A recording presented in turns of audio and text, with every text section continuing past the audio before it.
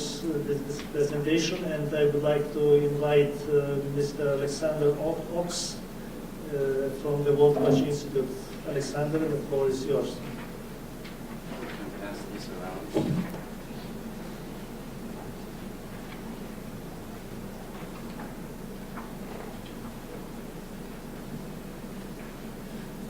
Thank you very much. It's a great pleasure to be here. I had a short trip here because I'm working for the Worldwatch Institute, which is headquartered in Washington, D.C., and that's where most of my team is. But I'm now currently in Berlin, so I was hoping I don't have a jet lag when I get here. But now I'm totally under the weather because my little son got sick and I got about an hour of sleep last night, so if I stop making sense, please bring me back on course. So it's a great pleasure to be here, and congratulations to this inaugural meeting of a new platform. We've been working with the Energy Working Group quite actively with all the other 3 regional platforms that already exist, and I'm not just saying this, we're really here to help. As Caroline pointed out, we've made a decision a few years ago in the steering committee that the regional platforms are really the center of gravity of LEDS-EEP activities. So I'm going to show you a few global projects that we do, but even those are on request of the platforms. And really at the center of my work and that of my colleagues in the Energy Working Group is support for the regional platforms and support for the individual member countries that organize themselves in platforms. So we're really not just saying this, we're here to help. That is our main justification for our existence. I got to try to stay within the 15 minutes that I was given, though I'm really excited about what we do, obviously. But I want to get eventually to the point where we discuss what we can do for you, and I hope we have some time for that in the brief discussion right after my presentation. I'm only here for the afternoon, unfortunately, so you're going to also have a chance to talk to me in the coffee break. And you're also going to find our contacts on here, so if new questions arise after this meeting, please contact me. We're obviously now looking for members of the regional platform of the EEP who want to also engage on energy issues. So if you want to become a member of the Energy Working Group, that is a very fair reason to contact me as well. So, I have to do this myself here. So this is a brief overview of what I'm going to talk about. I'm going to introduce you briefly to the Energy Working Group and how we work and how we're set up in organizational terms, because I think that might help you as you're forming sectoral groups here in this region. Most of the time I'm going to spend on the second area, highlights of our work, to give you examples of what we actually do. Maybe this makes it all a little bit more practical in terms of what we can achieve with the LEDS-EEP. And then I think I have one final slide that is laying out some areas where we believe we can support the EEP. But again, we are demand-driven.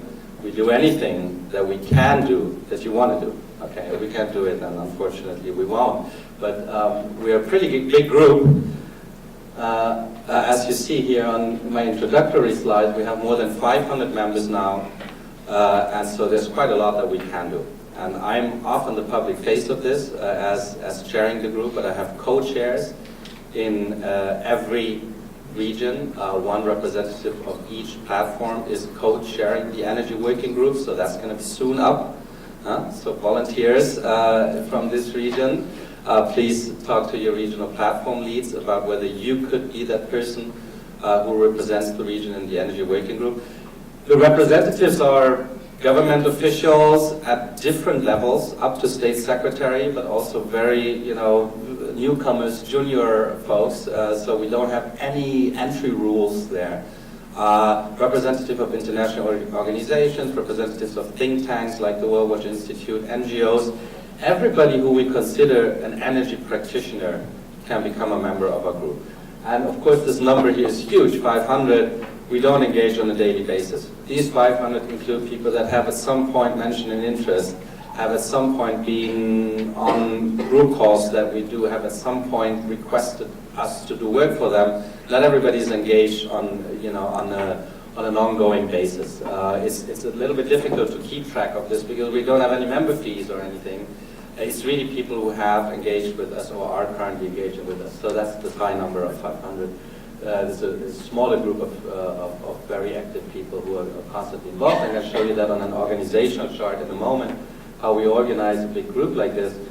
But basically, the goal of the Energy Working Group is to promote low emission and climate resilient development in the energy sector. You see both things in this here, mitigation and adaptation to climate change in the energy sector. I gotta admit that as most initiatives, we're a little bit mitigation heavy. It's just, you know, I'm sure you're familiar with this from other initiatives, but we're trying to be good in resiliency and in adaptation as well. And we do that roughly at a very high level through best practice exchange, information exchange, bringing people together. Secondly, through really concrete technical advice, through advisory services. And then thirdly, just through providing a platform for enhanced collaboration. And now, don't get hung up on this. I'm not going to walk you through all of the details, but it basically shows you now how such a sectoral platform like the Energy Working Group, I'm pretty sure the others don't do it exactly like this, but somewhat like this, I would hope so at least, engage with the other components of the platform. Let's see, I have a pointer here. So, obviously, Caroline and her team represent the umbrella, which is the global partnership. And there's a secretariat there, and there's a steering committee there, and they advise us on our work, they request certain services from us, and we try to then deliver that, and we at the same time advising them on what we believe they should do on energy. What are the hot topics? What are the priority issues that countries and regional platforms have? You see here the other working groups. So we're not a closed shop. We don't wear blinders. We're trying to engage with what other groups do. I'm going to just point out one, which is the benefits group, or which is now I think called Development Impact Assessment Group. It used to be called benefits group. With whom we're working very closely together, because that's a key issue for our members, is how do we design, how do we plan, how do we implement an energy sector that's working to the best of our people. And that's not just mitigation, not just adaptation, but it's also, you know, bringing energy prices down, making energy services affordable, reliable, sustainable. And there we can benefit a lot from the work of this benefits of development impact assessment group. Then there's a broad group of country practitioners, LEDS-EEP members, where we recruit our working group from. That's at the very bottom here. And then, as I said before, the center of gravity, that's the regional platforms to the left. And again, they request work from us, they participate in our work, and we try to help them to do what they want to do broadly, anything on energy. And so within the Energy Working Group, then there's a steering committee, that is me and my team at Worldwatch. There's regional co-chairs. I was very happy to change the number from 3 to 4 because there's a fourth platform with you guys now. The project leads usually take part into the regular calls of the steering committee. We have a gender commissioner because this is an important topic that we wanted to highlight more in the energy work that we do, as well as broadly in the LEDS-EEP. And then those who are running certain projects are usually also in the steering committee. So yet again, nobody gets an ID that he's a member of the steering committee. It's basically an ad hoc group, but we have many folks also outside of Worldwatch who for many years now have been advising us in the steering committee and have been active people also in the implementation of the project. So I'm going to leave it to this for the first part. I'm going to turn to some highlights of our work, and these are basically the 4 main areas now where we currently are active, or that we have outlined for 2017 now.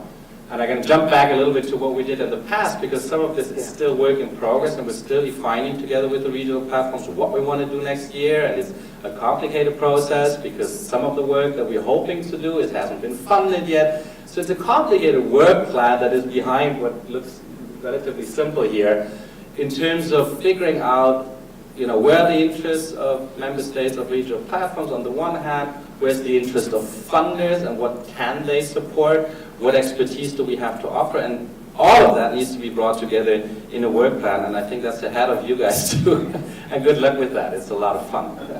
So anyway, so these are the main 4 areas. There's a 5th one which is just running a secretariat, okay, so doing the calls and all of that, that's not listed here. But so the first one's mutual learning, and that's basically 2 areas through which we do that. We advise the regional platforms on events that they want to do at their regional platform meetings. For example, if they want to do something on energy, then we're co-sponsoring that. We're working with them on a breakout group, on a parallel session, whatever. I give you a few examples of what we've done in the past. And we're doing webinars. The second one is the technical assistance. I'm going to go into the details of that. The third one is communities of practice. That's a new, very exciting tool of advising countries, working together with countries, helping each other, learning from one another. Caroline mentioned that already, and we have started with one of them in Latin America, and I'm going to tell you a little bit about that. And finally, there's these global knowledge products that are not region-specific.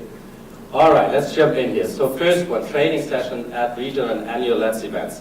I haven't listed all. It says here at the bottom, we've done additional events elsewhere, but it shows you really all over the world we have been active with the regional platforms around their meetings on trainings, for example, how to attract sustainable energy financing. We have the bioenergy community of practice that I'm going to talk about in a moment came out of an event that we did. And the interest in it was so high that the member countries there asked us, we want to institutionalize this, we want to go on with this. This has been a great training, but obviously we haven't solved all problems. We're just starting to identify them. So that came out of a regional platform meeting. We've looked into planning and support policies. We've done events where we presented tools, so where the tool makers, the concrete modelers there who were explaining their models and what they can do for countries to plan and to design energy policies and programs. So it's a really broad spectrum. I'm not an expert on all of this. Bioenergy, for example, was relatively new to me. So then we bring additional trainers in. We bring other members of our platform in. NREL, for example, through the Clean Energy Solutions Center, has provided additional resources in terms of both money and people who could help us then implement the community of practice, for example. So I was just sort of doing the grand design, but the sessions were then run by really more people who know a lot more about it than I do. And then there's webinars, same thing. I don't have the time to go through them in detail, but webinars we often focus on case studies, on presenting what countries have successfully done so that others can learn from it. We're trying to be as good as possible in terms of what were the hard lessons learned also, so what failures did you do along the way? That's often difficult. Governments don't like to talk about what they did wrong. But for example, through the communities of practice, we have found a tool where that's a little bit easier, because that is with Chatham House rules. This is a sort of a closed group. We're building a lot of confidence within the group. So we'll also talk about failures, not just best cases, but that has been very much at the center sort of what we did with the webinar. So there's some examples. I hope we're sharing the presentation if you want to look a little bit deeper into this. I want to stay within my time frame here. So the second area is technical assistance, and within this area we're doing two things. One is we're trying to provide, either through Worldwatch if we have the experts on board, or through others in our network, we're trying to provide a concrete in-country technical assistance. So a country comes to us, you gave some excellent examples before and said we want to do a greenhouse gas inventory system, but we don't know how, we don't have the people to do it. Okay, then we're looking in our network and trying to find who does it. So these are basically the two areas. One is providing this ourselves, and the other one is trying to find groups out there, and often that means also try to find the funding out there to match the requests that are there with those who can supply, who can provide those services, right? I'm saying a collection of requests because in the beginning we were just standing there saying, like, why is nobody nobody comes? You're gonna have the same problem with the regional platform. Oh, there's already so many initiatives out there, You need a time where people win your trust, where people become aware of you. So the question was here before about, what are we actively doing to gain the interest? We are doing this, and we would be excited to work with the regional platform here through emails, through LinkedIn, social platforms, to actively reach out to member countries to then see where the requests are and collecting those issues, collecting those requests, and very often the question, oh well, we don't know how to do it, is very broad. So then conceptualizing that, making that, a concrete request for technical assistance that an expert then can really deal with is a key role of what we do. So that's the second area here. So it's the the direct direct. Excuse me. This is it's about how it feels in my head. So this is the direct technical assistance on the one hand, and then on the other hand, sort of collecting these technical assistance and matching them with those. All right. Thirdly, communities of practice. This is my new favorite tool. So what is a community of practice? It can work at very different levels. You gave an example, Caroline, of a community of practice within one country. We do it at the regional level.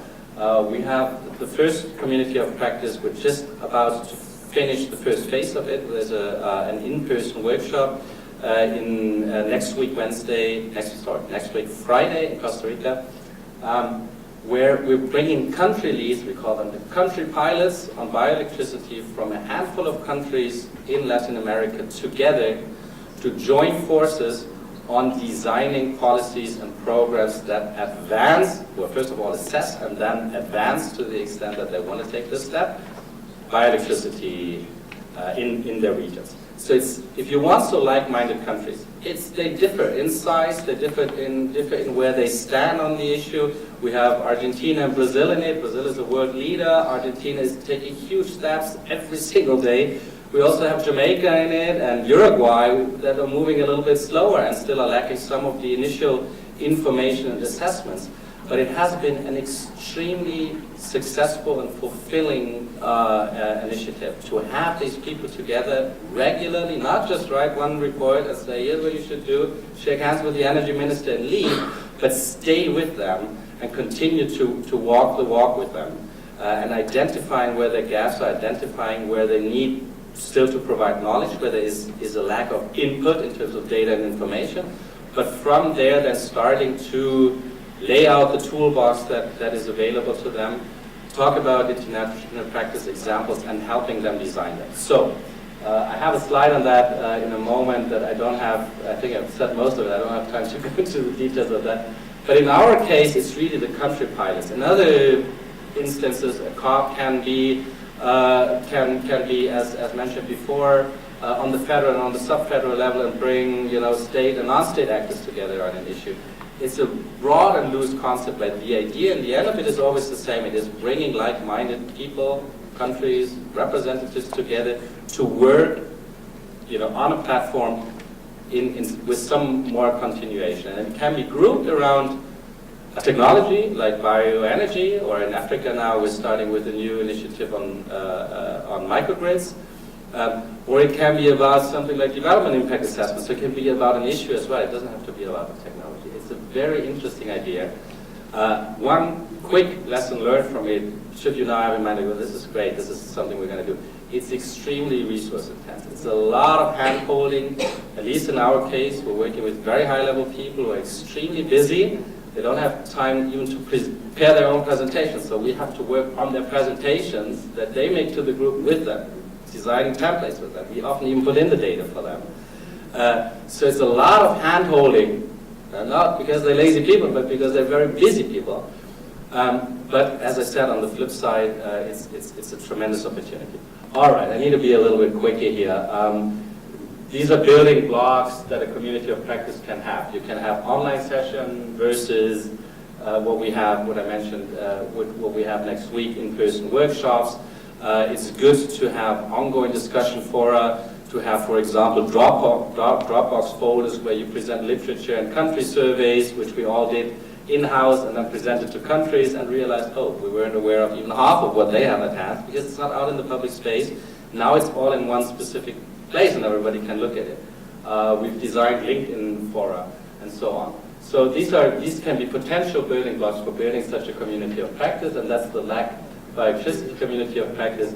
Again, I'm not going through it in detail, but you see we had a number of online sessions where they first got to know each other, and then we looked into technology and cost modeling and finance, and now we end up at the workshop and talk about policies.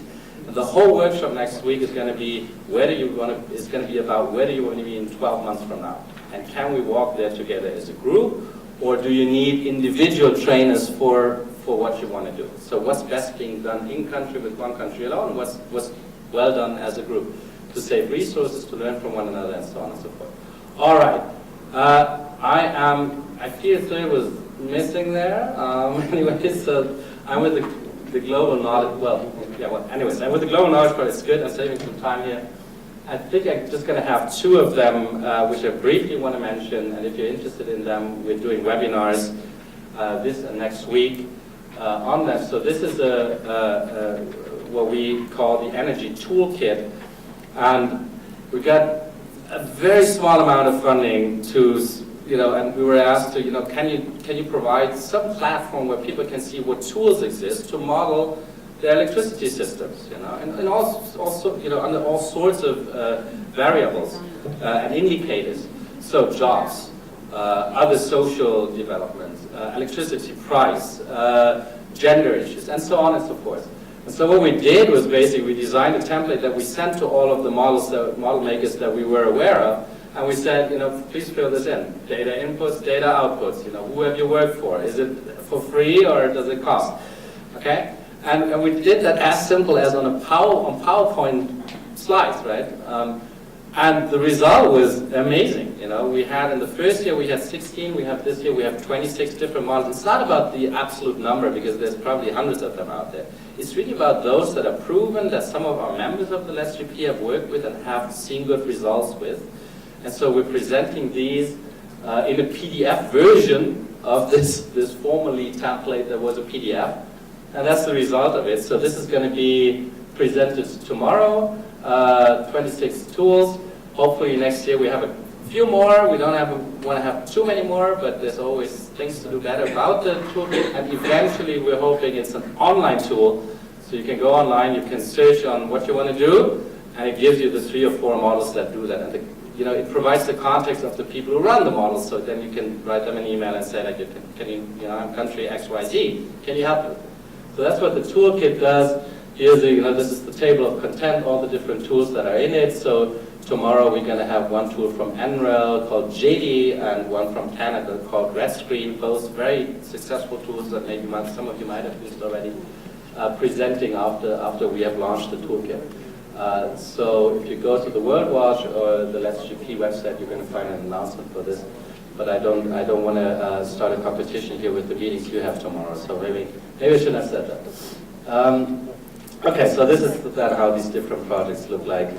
The other thing that I want to mention on the global products is the case studies. We have brief case studies, 4 to 6 pages, where we're presenting what individual countries have done, how you can measure that it has been a success. So we're trying to have the same indicators there.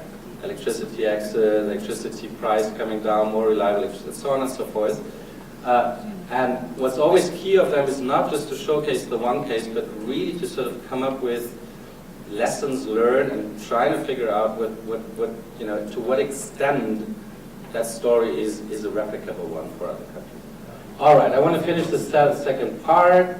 This should say 3. It's the support for the EP. I only have one slide on here, and it's basically along the lines, obviously, of what we've done with other regional platforms. So where do I see we can be supportive?